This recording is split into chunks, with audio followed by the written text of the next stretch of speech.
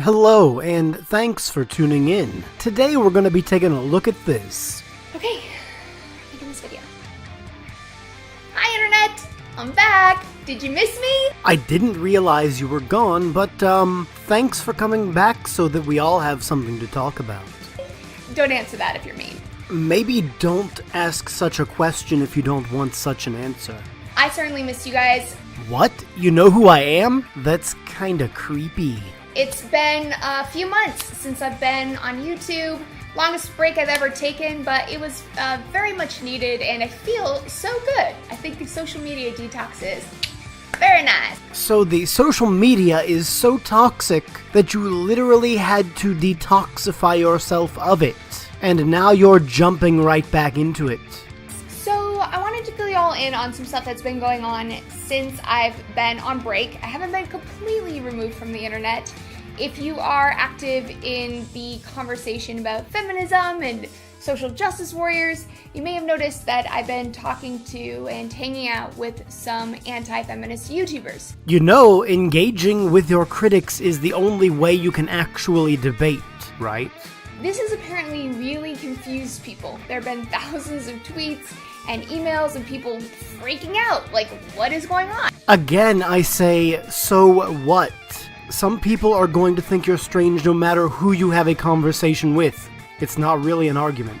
However, considering the standard feminist narrative of men either agree with me or they're wrong, it's not surprising that most feminists do not engage in debate with men because they already believe the men have no points to make. So at least you're slightly better than them.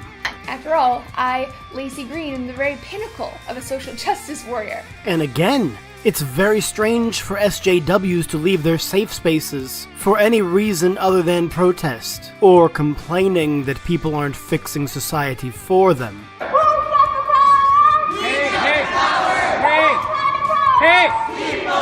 Hey! This is library. So if you are indeed identifying as one of these kind of people, why would you expect to be treated any differently? My SJW-ness has been memeified with statements like, everything is problematic and there are more than two genders and America is racist. That's not memification. Those are literally the people that you identify with, or the arguments you actually have made.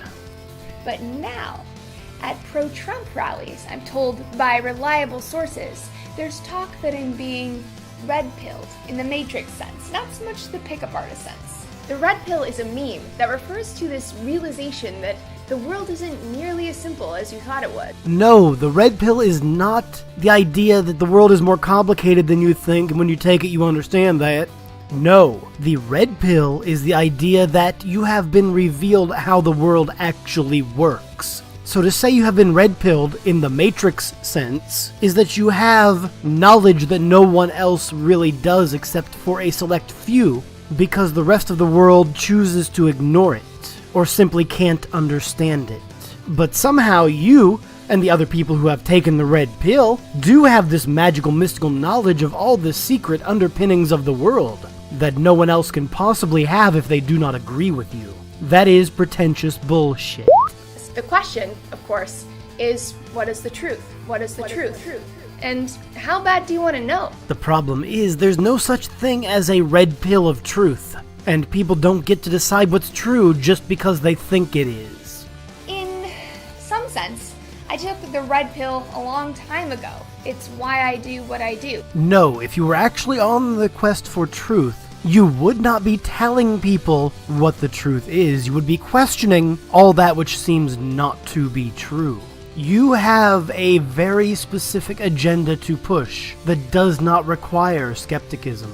My YouTube stuff has always been about the pursuit of forbidden knowledge. No, your YouTube channel has always been about pushing a feminist agenda, even if there is no evidence to back up what you are saying.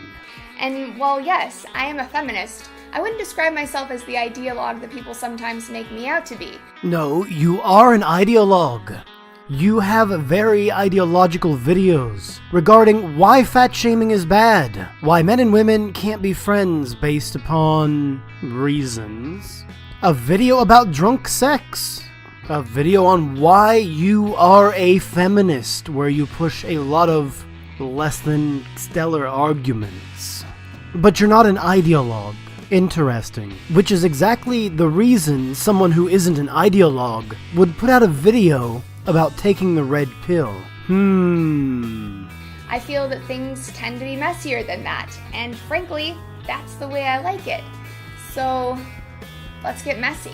Whereas most of your videos are not very messy at all. They're pretty cut and dried and straightforward, and everything is because you feel it should be that way. None of your arguments are ever, well, I really disagree with this person, so let's look at the evidence. Your arguments are almost entirely, well, I think it's bad to shame people for sexual things, so any sexual thing is okay. That's not a messy argument, but it is a pretty frickin' sloppy one. So here's some context about me. I used to be Mormon, pretty intensely so. When I was 12 years old, there were adults telling me that my spiritual destiny is to be perpetually pregnant. Cute, right? But oddly enough, the red pill never made you go after the Mormons. I am also half Iranian. I think she said she's half Iranian, which is to say that half of her family comes from Iran, but I don't know what this has to do with anything. Funny enough, my grandparents were political rebels in their day, speaking truth to power during the revolution in 1979. I don't know what this has to do with sex positivity and not being a Mormon, but okay. Are you saying that you are indeed revolting against ideas with other feminists? I'm confused. What does this have to do with you taking the red pill? It's actually pretty badass, and it makes me feel like rebellion runs in my blood. So, like, you're a part of the anti-fascist feminist movement? I'm confused. I didn't think you'd be one to advocate for violence. But as a teenager, I got a little bit lost in all of this, as you do. So my first YouTube channel that I started when I was 17 was about skepticism and philosophy. Too bad you didn't keep that one up, with your red pill and all. Then, when I was 19, I created a series called Sex Plus. Yup, a real rebel, just like her grandparents. Which is dedicated to helping young people who, like me, had been told that their sexuality was bad or wrong. So basically, you didn't like the Mormons saying that sexual urges were bad, so you made a channel saying every sexual urge is fine. Do you see why this might be problematic? That they're less than because of their gender or sexual orientation, and so forth. But by your own proclamation, you are a feminist SJW, and you do not call out other feminists or SJWs who hold the idea that you can't be racist toward white people, or that straight white cis men should all die, or that their sexuality is just fine also. Do you see perhaps why we find you a bit disingenuous? Especially when you say anyone who disagrees with me is wrong, and here's me disagreeing with you, and respect my opinion. So this is the type of stuff that forms the core of my feminism, which I would describe as intersectional. That's neat, but you're not really intersecting with anyone other than your sex partners. Sex positive and skeptical. Well, I'll give you that you are sex positive, at least with regards to any sexuality you agree with.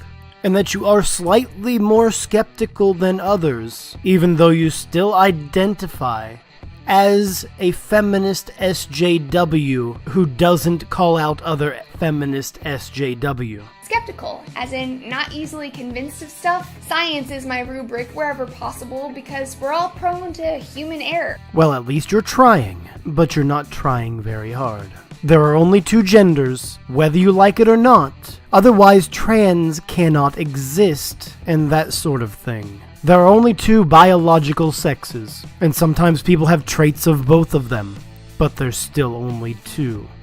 Science isn't perfect, but it helps reduce those errors by a lot. Sometimes yes, sometimes no. This is why we generally only cite articles if they are thoroughly peer-reviewed in this regard, because otherwise we will make serious mistakes based on our feels. However, most people who are skeptical don't go around telling us why it's fine they have HPV and others should just simply accept that, you see. Most skeptics are not op-ed writers, or in this case, vloggers. At the end of the day, we all have true beliefs, and we all have false beliefs. Skepticism is about acknowledging that. No. Skepticism is about evaluating the value of a claim on the spectrum of correct versus incorrect. It's not about sorting out beliefs. Skepticism is a method for determining whether claims are correct or not. Skepticism has nothing to do with telling other people how they should feel about it. It's questioning even the seemingly unquestionable and being willing to adjust our beliefs as we get new information. No, that's called being open-minded. Skepticism has very little to do with accepting claims that have evidence. It has more to do with not accepting claims that do not have evidence. Skepticism deals merely with the validity of something. Open-mindedness deals with whether or not you're willing to accept it.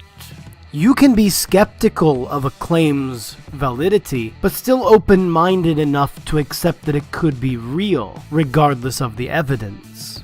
In truth, I want to engage with criticism, but it's really hard to do online. Suck it up, Buttercup. If you don't like it, you don't have to be here, and you did take a hiatus. If you don't like people disagreeing with you, don't call yourself a skeptic.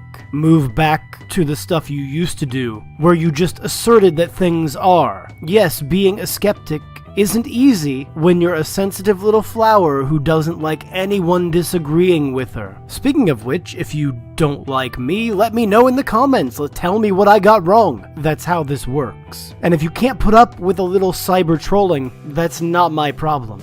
There's a lot of hostility, things escalate super quickly, people don't really seem to be listening to each other, it's just a shit show. As I just said, suck it up, Buttercup. If you don't make a good point, why should anyone listen to you? Being skeptical means not always having to say, I respond to every single point you make, even the ones that are full of shit.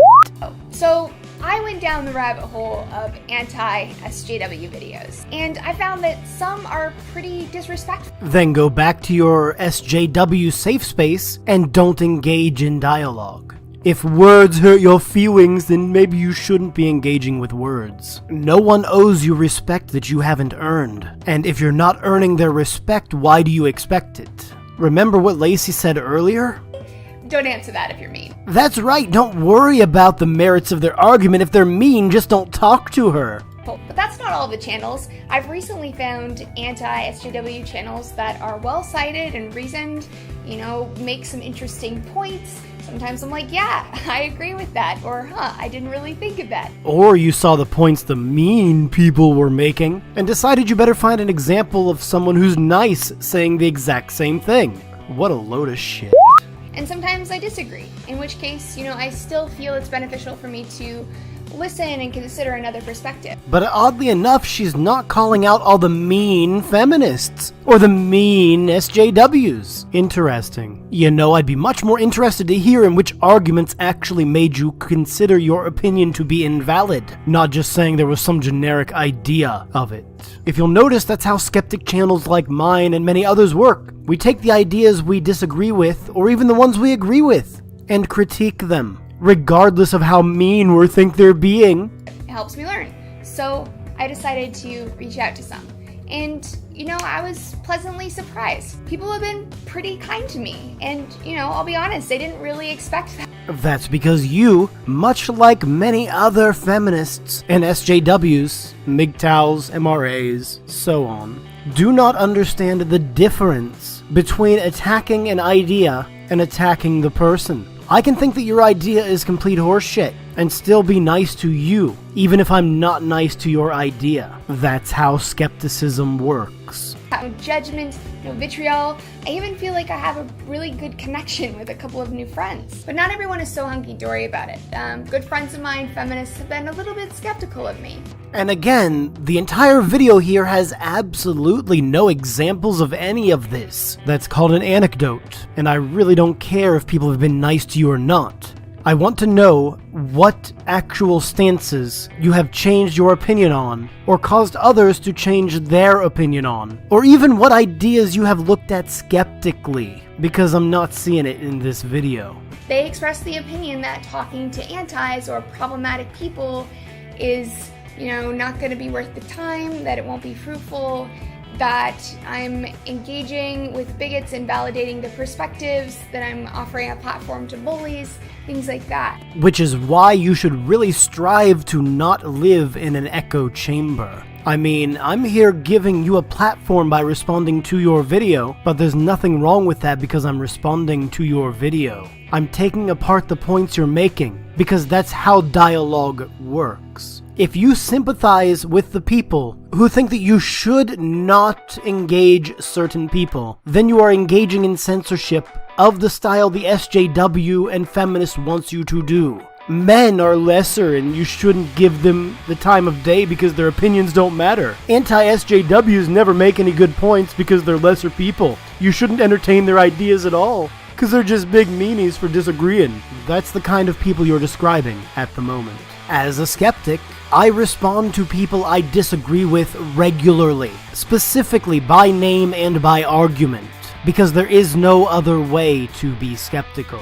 While I can appreciate this perspective, I fundamentally disagree with it. Well, that's good and all, but it's not something you've ever actually done. At least, not as far as I can tell. If you have videos in the past 7 years that you've been making them or so, where you have actually done this, then I stand corrected, but I have not seen them. Have you given people that you think are mean a platform so that they can respond to you and you can respond to them and have an open exchange of these ideas? No, I don't believe you have.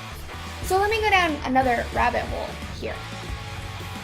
Social justice communities lately have been arguing that bigoted ideas, this harmful speech should be suppressed because it allows the bigotry to spread and to be validated. She said, while never actually giving these people a platform by responding to them and their specific points. I'm thinking of campaigns to get people's Twitters banned, book deals canceled, talks canceled, things like that. Ironically, this sounds very similar to the logic that is used by the right to censor sex ed. You mean by the religious far right.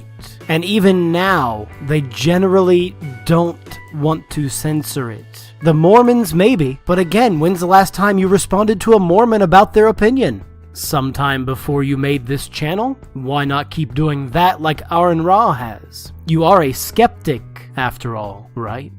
Information about sex has been deemed too harmful to hear. It'll encourage immoral behavior and speed social decay. Again, this is a straw man that you have invented. Otherwise, I would expect you to show us who actually said it and why you disagree with it, instead of just labeling it as a political problem that the entire right engages in. I'm not part of the right, but your misrepresentation of an entire class of people based upon the vocalizations of a few of them 30 years ago does not lend credence to the idea that you are a skeptic.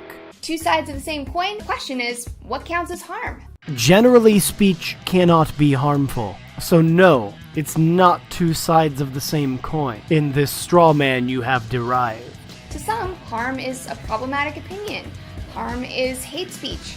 Harm is inciting violence. The other pole of this issue is the perspective that there is no such thing as harmful speech, that speech can't hurt you. Therefore, all speech should be permitted, no matter what. This is a false dichotomy because there are people who fall in between. You're just not engaging with many of them, because most people do not fall in between. However, that doesn't mean the in-between is not correct, just because some people represent it in a mean way. I fall somewhere between these two perspectives. My opinion is that speech can be emotionally harmful if it causes pain or shame or dehumanizes you.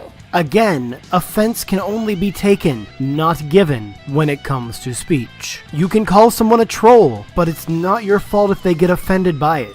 Now, if you're doing it over and over again in a menacing, harmful, abusive way, then maybe. But at the same time, those people can just stop listening to you.